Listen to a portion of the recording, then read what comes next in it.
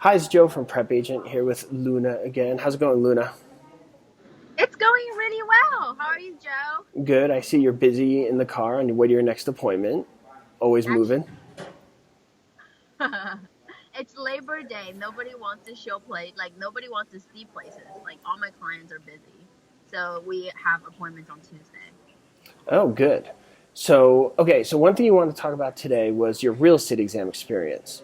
Because a lot of our students are still studying for the real estate exam, so that's something you want to help them out with, correct? Right. Yeah. And So one of the things I love about you, as I always say, is how persistent you are and how you don't give up. And one of the things you could share is the real estate exam was not necessarily easy for you. nope. Mm-mm. So take it away. Okay. So I am not like I hate exams. I just don't like exams. So I know in order for me to do real estate, I have to get this license. And I'm like, it doesn't matter how hard it is, I have to pass it.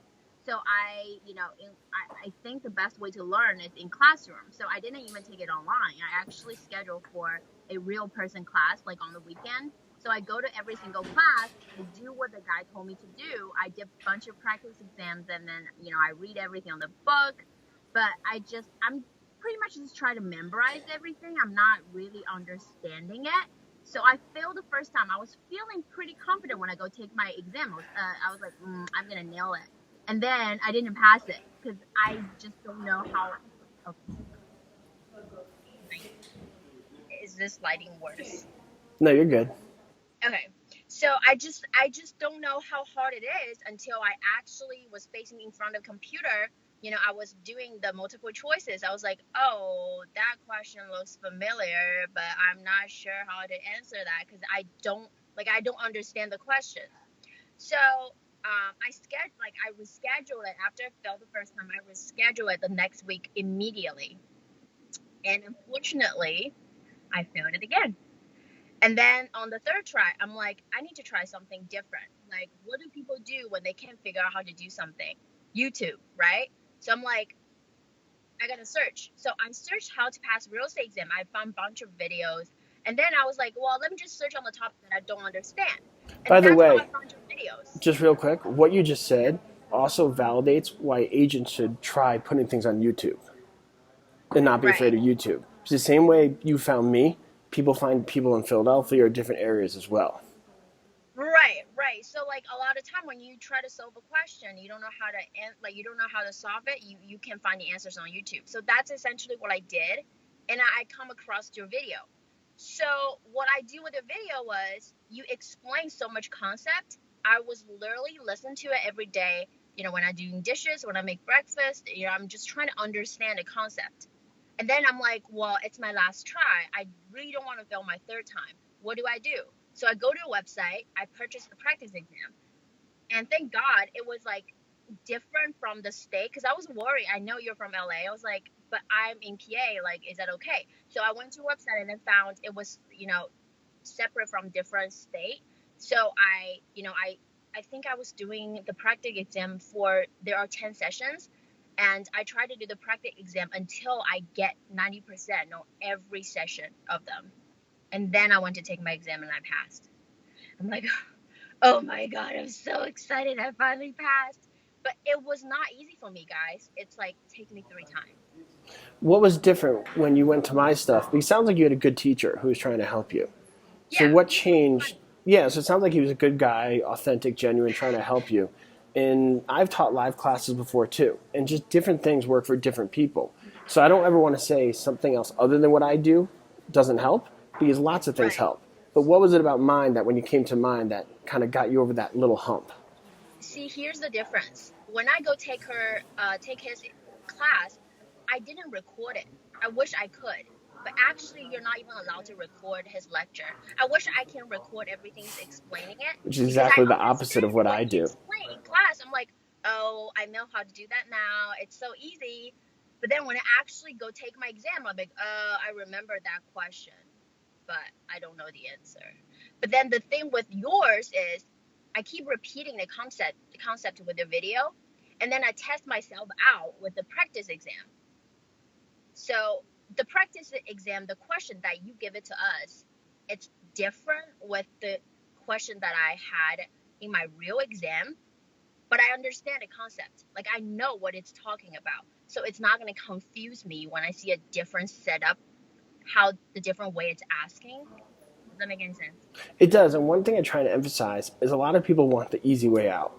They ask for the exact same question that they're going to get on their exam. Oh, And I tell people, if you deal with people who promise that, well, you better hope they're right. Because if they're not right and you don't get the exact question on your exam, and you don't understand the concept, you're going to fail. right. Yeah. I hope I get the exact question on your exam. That'd be great. But the reality is that's really unlikely and difficult. So I really hope people understand the concept. So if they don't get the exact question that's on their exam, they're still able to answer it like you were able to do. Right. Exactly. I mean, that's probably why how it passed. It helped me to pass it through. There's no easy way. But my mind was set on getting the damn license. Like I know I need to have the license to practice real estate activity.